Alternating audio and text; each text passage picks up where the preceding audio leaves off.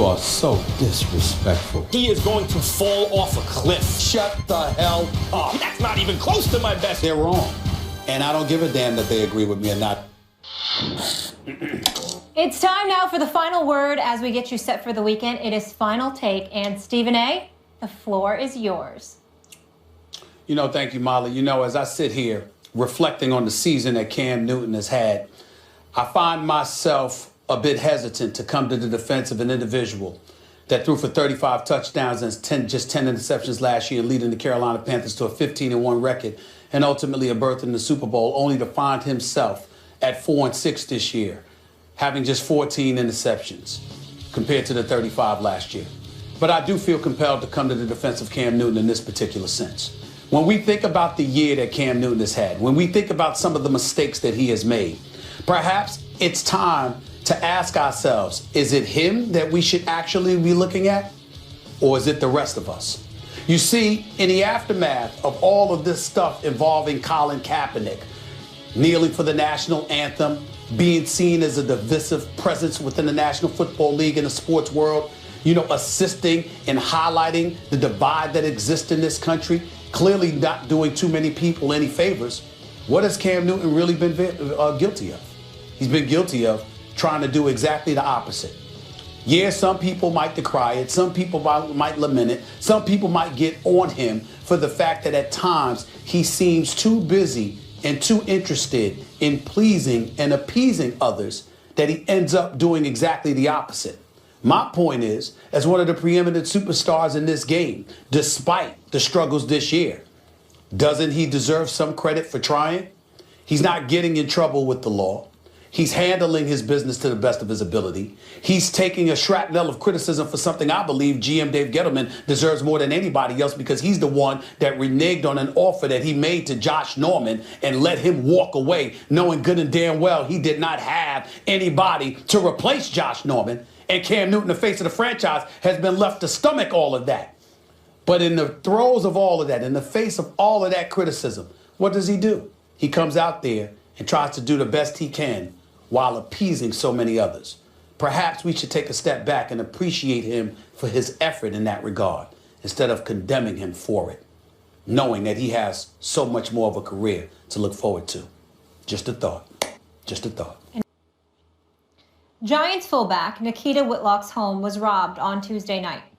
And Whitlock told WCBS TV that burglars scrawled items that included a swastika, the letters KKK, and the phrase, "Go back to Africa," in Trump spelled out on the walls. Whitlock's teammate Victor Cruz had this to say about the incident.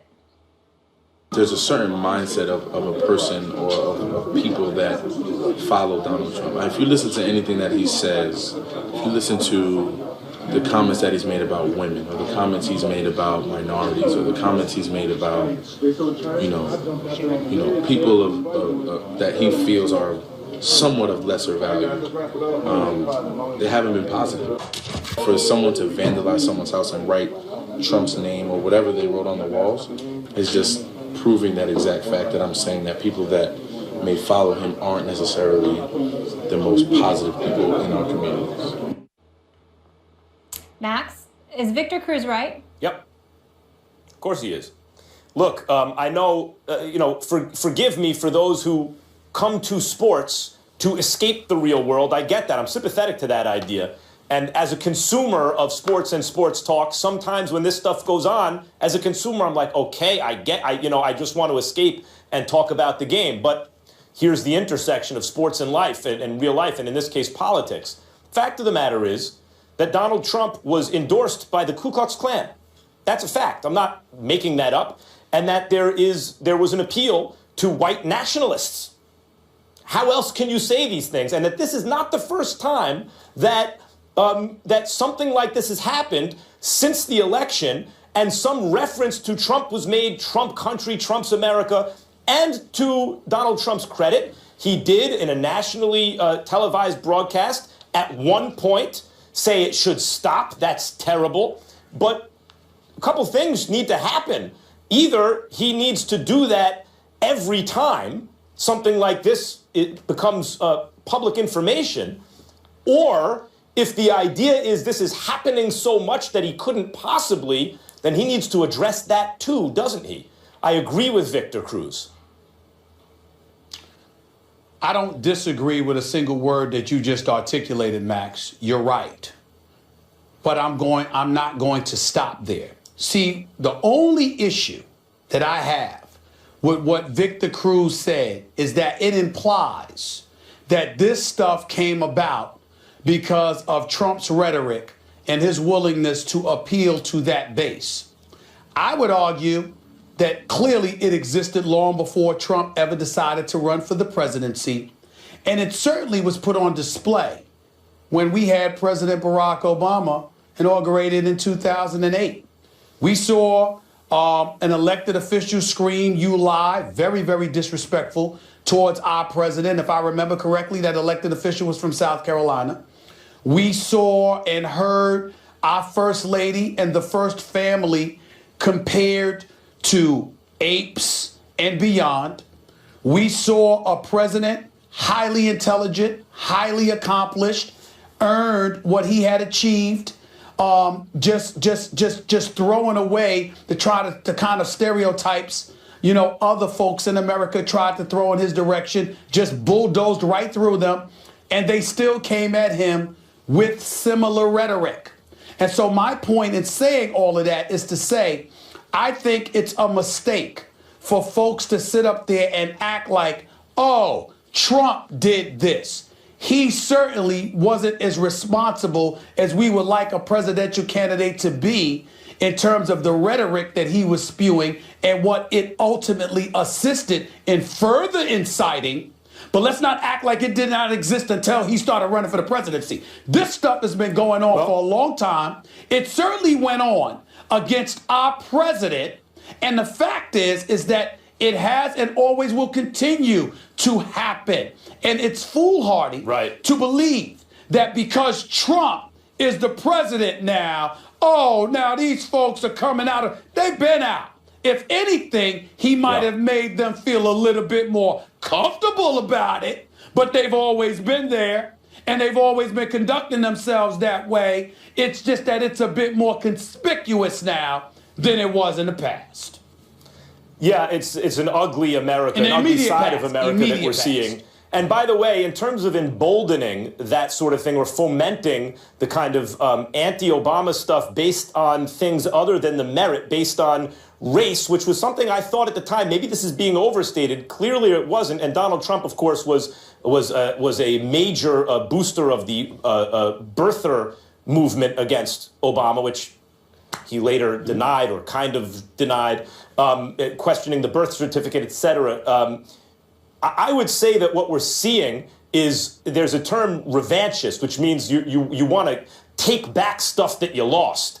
And clearly, he's not president yet, by the way, Stephen A. He's president-elect, appealed to that idea with racist white people who seem to want to take back gains made during the civil rights movement, or at least are angry about it, or maybe angry about Obama. I don't know. I don't want this to turn into a political show at the moment. But Victor Cruz pointed something out which is undeniably true, and hopefully the president-elect will continue, as he did the one time, to, in strong language, denounce this kind of behavior from his supporters. Well, how do we know he's a supporter? Because he scrawled Trump after scrawling swastikas. So it's a admitted supporter. And the president-elect should in strong language, let everyone know. Just coming out and giving strong language is not enough. He needs to be more active, not just with his words, but with his actions in denouncing such stuff. Because what the president-elect needs to really, really embrace and to understand that his presidency, doesn't have a snowball's chance in hell of being successful if he doesn't address this matter. Those ignorant, racist few out there very well may not epitomize everybody that voted for Trump. I refuse to believe that 60+ million people in this country, voted for Trump because they hate black people. I don't want to hear that. There are Right. people that wanted to feed their families. There are people that did it because they didn't care about the social issues. All they cared about was the economics, and they thought change. And that, whether we will agree with them or not, we can't be as irresponsible as the racist out there. And well, I'm just saying, we can't be, I just talk about how they feel. I'm not debating the economy. That's how they felt. Sure. What I'm saying is that we can't sit up there and be as irresponsible as those hate mongers, as those racists, in saying that anybody who voted for him, they must be like those people. There are a lot of people that don't feel the way those racists feel, and they voted for Trump for a whole different reason. And if we don't respect where they're coming from and be willing to engage in dialogue and debate based on that level, then we're no better than the racist that we're decrying right now. We have a responsibility to be that way. We are better. No, that's not true. We are still better than the racists, but you're right. It is a lowering of kind of decent standards, because many of the voters were also just people susceptible to low-quality information. Yep. And I just want to add one more thing. Obviously, at the end of the day, after a long, hard day's work, you go home to try to feel safe. And I feel so sorry for Nikita, how awful that is, that he can no longer feel safe in his own home. And I hope they find these cowards that did this and they're punished appropriately. Louisville's Lamar Jackson is the real deal and looks to be the favorite to bring home the school's first Heisman Trophy. Jackson was the third player in FBS history to record 30 pass TDs and rush for 20 more. The other two players, Cam Newton and Stephen A's friend, Timmy Tebow, went on to win the Heisman. Max Kellerman, you've said that Jackson has won the Heisman 6 different times this season. Do you still feel he should win it? A big Lamar Jackson fan. I was really rooting for him. And I saw where people were, the answer is no. He won it 6 times. He lost it like twice. And at the end of the year, yeah. What? After all, you've been bugging me for months. That we don't even need to talk about the Heisman, and he's won it 5 times over. And what? He'll get it. He's still going to get it. He just wouldn't have my vote. I don't care where he gets down. I'm asking you. You're going to sit here on national television after 5 months of telling us that we don't even need to talk about it. He's got the Heisman. What? What? Oh, my life. Go ahead, Max. Go ahead, buddy. Go ahead, man. Take your time. Explain this one. Take your time. The floor is yours. When the facts change, I change my opinion. What do you do, sir? To quote Cain's, look, he did. He won it 5 or 6 times. I was rooting for him to do it. I didn't like the fact that I would read and hear people, the Geno Smith. Why? Because Geno had this incredible first half and a terrible second half, and it looked like almost 2 different seasons. Like, what do you see in Geno Smith and Lamar Jackson? But he pulled a little mini Geno at the end of the season. He really did. He went from just amazing, so much better than everyone else, to ultimately, that's not a playoff team. And you can't say it's because of his play, but his poor play at the end of the season didn't help matters. If I had a vote for the Heisman, I'd give it to Jonathan Allen, the defensive lineman on Alabama. The defensive player of the year on the best defense, the best player, and they never give it to a defensive player. I don't know why.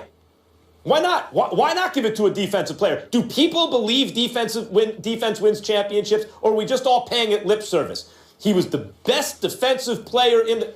Let me rephrase. He's the best college football player, period, right now. Why isn't... And he's on the best team. Why isn't that the Heisman? Well, first of all, Max Kellerman, the Alabama defense, period, is so elite. It can make most average defensive linemen look stout because they give you all the time in the world to get to the quarterback because they locking down receivers. That's number one. That's just a little point that I throw out there. I don't know if it has an impact, but I'm throwing it out there. The secondary is so elite that ultimately the defense overall is so elite that you can't pin down. You can't focus on one individual because they got studs all over the place. Paul Feinbaum has said this might be the greatest defense you've ever seen in college football, and you're giving me one guy on their defensive line. Good luck with that. Number two, That's right. you know, That's right. Deshaun Watson, listen, Deshaun Watson, major props to him for this year. You know, I can appreciate the fact that he threw for damn near 600 yards against Pittsburgh, but he did throw the ball 70 times. He threw three interceptions in a couple of games as well, including against Louisville, even though he had 5 touchdowns in that game. It's no question in my mind Lamar Jackson's got to get this. I don't like the loss to Kentucky. He threw 3 interceptions in that game too, by the way, but they dropped 38. They got punked and smacked around by Houston collectively. He wasn't protected. Dudes weren't getting open. But we saw what he did against Clemson and everybody else. He is clearly the Heisman Trophy. There's nothing to talk about here. You stop it. I'll be happy for him when he gets it, but my vote will go to Allen. And if you're looking for a quarterback, you know, Jake Browning, Washington, 40 touchdowns, like 7 interceptions, had a great season, best team west of the Mississippi. That's another candidate to me that's not being discussed. Sorry to cut you off. Stephen A., I need you to save some of that passion, because when we come back, we wrap the show with our final installment of Final Take for the first week here. Don't miss Stephen A.'s closing remarks, always strong. Never know what he's going to say when First Take rolls on.